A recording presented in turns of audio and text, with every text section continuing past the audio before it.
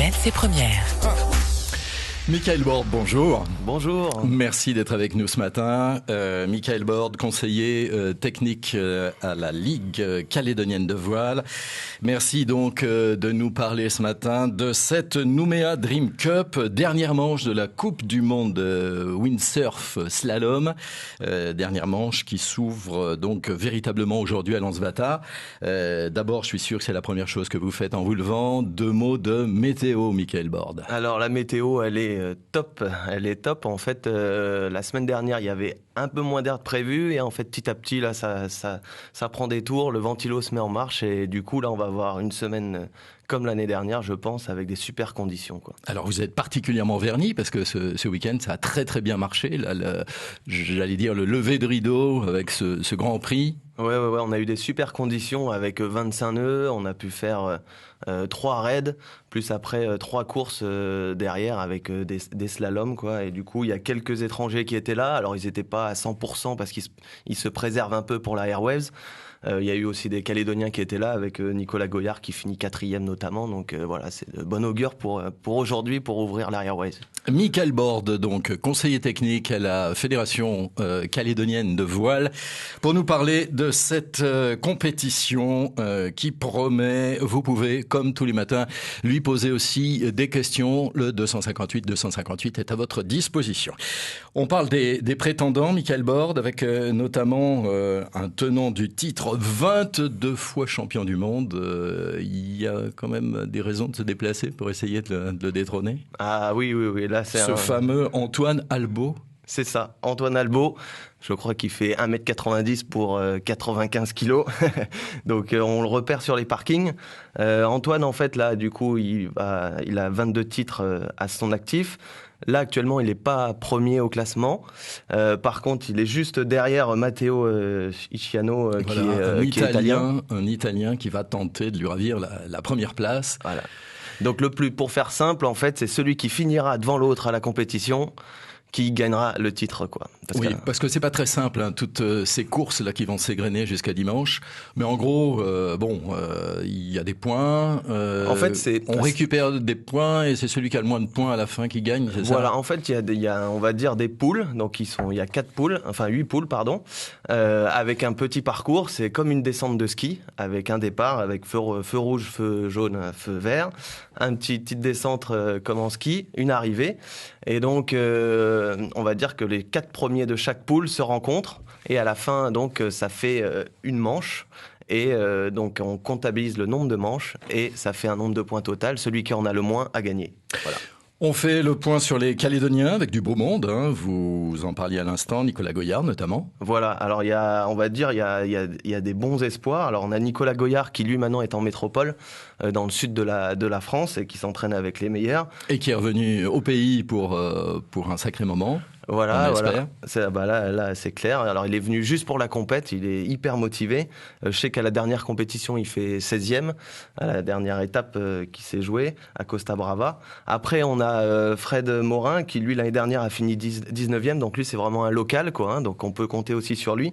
Et après, on a des espoirs, notamment Basile Jacquin, qui, lui, a bien brillé sur les épreuves jeunes.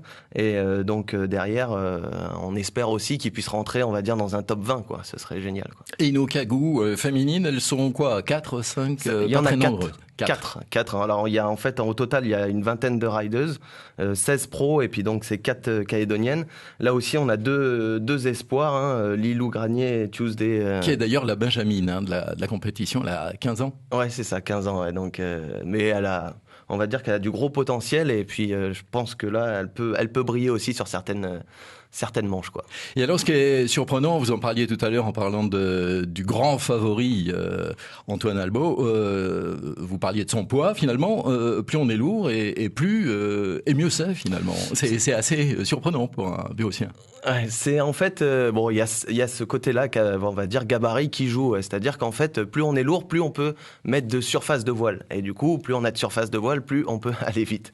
Donc, et puis après, il y a tout le côté quand même technique, glisse, et c'est un sport d'expérience, hein. Il a pas loin, il doit avoir 35 ans, donc il a de l'expérience, de la glisse, donc là-dessus, ça. Alors, vous êtes, on l'a compris, conseiller technique à la Ligue calédonienne. La Ligue calédonienne a aidé nos cagous, par exemple Nicolas Goyard, à revenir pour participer à cette Airwaves. Oui, oui, tout à fait. Ouais. Il y a une aide de la Ligue financière et puis après la mise en place d'entraînement aussi avec les meilleurs riders et puis notamment Mathieu Blavette qui encadrait ces entraînements. Donc, et puis après, on prépare aussi nos jeunes à être le plus performant possible pour cette compétition-là, quoi. Ça fait partie des idées, bien sûr, de la Ligue, Ouais. de profiter d'une compétition de ce niveau, de ce gabarit mondial. Ah, ouais, là c'est quelque chose d'extraordinaire hein, pour le caillou. Faut se dire que c'est voilà la finale d'une Coupe du Monde, on va dire, voilà. Oui. Et donc nous l'intérêt il est clair, hein, c'est de pouvoir mettre de la dynamique, on va dire dans la série windsurf. Permettre à nos jeunes un peu de se confronter aux meilleurs, qui puissent aussi un peu rêver en pouvant faire, on va dire, des autographes et tout ça. Donc c'est super pour la dynamique de la voile en Calédonie. Ça, alors la dynamique windsurf, elle n'est pas un peu étouffée par, j'ai envie de dire, la dynamique kitesurf qui semble avoir le vent en poupe, voire le stand-up paddle aussi. Alors, on va dire qu'il y a une dizaine d'années, un peu plus même, quand le kite est sorti, c'est sûr que ça a impacté, on va dire, sur le windsurf.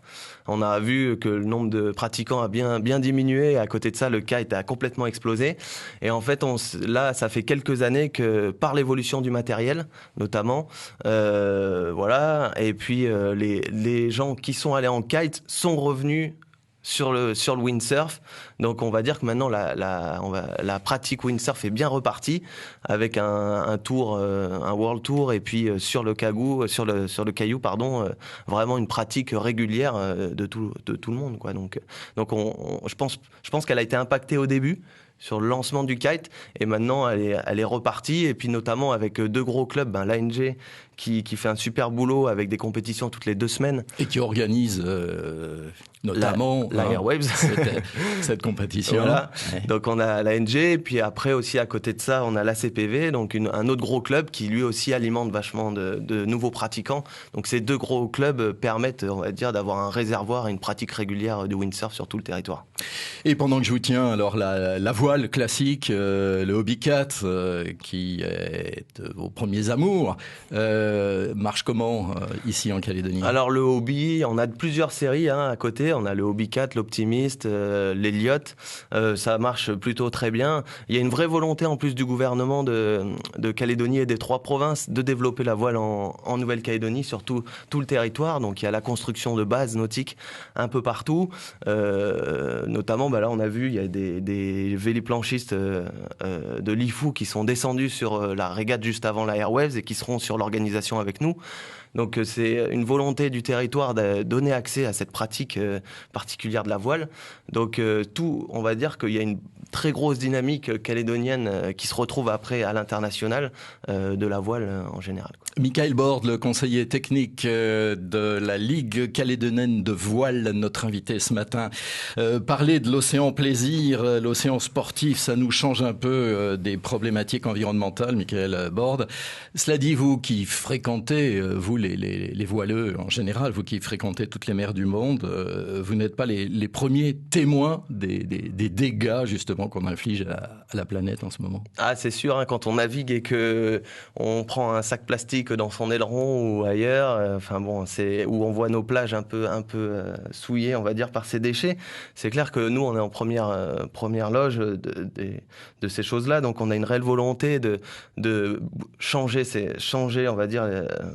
C'est évoluer là-dessus. Le monde du windsurf, Michael Borde, n'est pas que superficiel. Vous êtes conscient des enjeux qui se jouent en ce moment? Là c'est clair on a une vraie volonté d'avoir nos plans d'eau propres pour pouvoir naviguer et surtout nous c'est notre terrain de jeu, on va dire, l'océan. Donc à un moment s'il est souillé par des déchets, on est fortement impacté, quoi.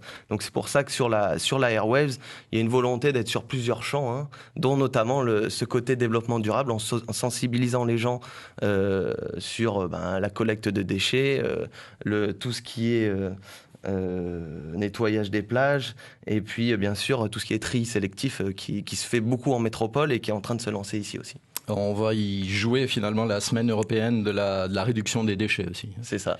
Ce qui se joue aussi à Lansbata jusqu'à dimanche, c'est finalement l'image de la Calédonie. Hein. Le GIE Tourisme.Sud est à vos genoux, je suppose, tellement l'occasion est belle. C'est ça. D'autant plus que si on regarde la compétition de l'année dernière, c'est là où il y a eu le plus de courses. Parce qu'il y a eu du vent tout le temps, quoi. Donc il faut savoir que pour cette compétition de la Airwaves, il y a un live en direct. Donc là, il y a tous les internautes passionnés de planche qui vont suivre ça en direct. Il y a les pages Facebook, il y a des parutions après dans les magazines spécialisés, Wind et tout ça. Donc c'est clair qu'on fait parler de la Calédonie grâce à cet événement. Et derrière, voilà, quand on est au courant d'une compétition où les conditions sont idéales, l'organisation est au top, derrière, ça fait parler et ça profite à la Calédonie, ça c'est clair. Des milliers de pages Facebook échangées, des milliers d'images du spot superbe de Lansbata. Ouais. Il est considéré comment ce spot au niveau mondial ? Niveau mondial, il est déjà reconnu parce qu'il y a de nombreuses années, on va dire, qu'il y a déjà eu des étapes qui se sont courues. C'est un spot idyllique parce qu'il est proche du public. Donc ça, c'est vraiment très intéressant pour les riders d'être au contact du public. Quand on est sur l'eau, on voit les plages qui sont remplies de monde pour regarder nos riders. L'arrivée se fait juste devant. Donc, et puis le plan d'eau est très agréable à naviguer, hein, ça glisse et il y a du vent, donc c'est tout ce qu'ils veulent, hein, les riders. Ça veut dire que quelqu'un qui vient vous voir, même s'il n'a jamais assisté à une compète de windsurf, il peut en avoir plein les yeux. Ah ouais, là il y a du spectacle et c'est ce que je disais, c'est qu'on est vraiment au contact des riders, donc on peut très vite les voir, les rencontrer, échanger quelques mots. En plus c'est une série, le windsurf, où il y a pas mal de Français, donc il n'y a pas trop de problèmes, on va dire, de barrière de la langue. Et voilà, en profiter et en prendre plein les yeux, quoi. Ça, c'est clair. Le village que vous avez installé aussi à Lansbata mérite le détour. En gros, qu'est-ce qu'on peut y voir qui sera assez original ? Donc le village donc, qui se fait sur tout le long de Lansbata, hein, sur 200 mètres. Donc d'un côté, on a des containers qui sont mis en place pour les riders avec tout leur matos. Donc là, on peut passer et les voir se préparer. Donc ça, c'est assez sympa. Après, on a des pratiques. Donc on peut s'initier à la planche à voile avec Aloha Windsurfing le matin. Donc ça, c'est la base, on va dire. Après, il y a tout ce qui est initiation au sup yoga, du VA, du skate électrique. Il y a, je crois, un trampoline sur l'eau où on peut s'éclater aussi. On fait même de la préparation physique, je crois, tous les matins. Voilà, tous les matins. Je crois, le rendez-vous, c'est 9h ou 10h, je me souviens plus exactement. Mais ouais, il y a un réveil musculaire, ils appellent ça. Réveil musculaire. Voilà, ou même on espère que quelques petits riders puissent participer à notre réveil. Donc voilà, il y a ce côté-là aussi sportif, il y a culturel aussi, donc il y a des artistes qui sont là, qui produisent sur place, qui vont produire aussi les trophées des riders. Oui, on ne connaît pas encore ce que sont ces trophées qui leur seront décernés. Ah bah c'est le côté artistique, hein, donc ils vont le faire, ils vont le produire et on verra ce que ça donne, mais on n'est jamais déçus. Hein. Voilà, puis après il y a ce côté santé, on va dire aussi, avec prévention des risques et puis la promotion du sport qui est importante pour la santé, quoi. Le coup d'envoi de cette Nouméa Dream Cup, c'est donc cet après-midi à partir de... Alors souvent les compétitions elles dépendent du vent, mais on va dire que vers 11h30 midi, on a les compétitions qui se lancent. Vu là les conditions, en plus on n'est pas inquiet, le ventilo est allumé. Il n'y a plus qu'à aller regarder. Ça se passe à Lansbata jusqu'à dimanche. Michael Borde, conseiller technique de la Ligue calédonienne de voile, était notre invité de la matinale. Vous pouvez nous retrouver en cliquant sur ncpremière.nc. Merci Michael Borde d'avoir été des nôtres.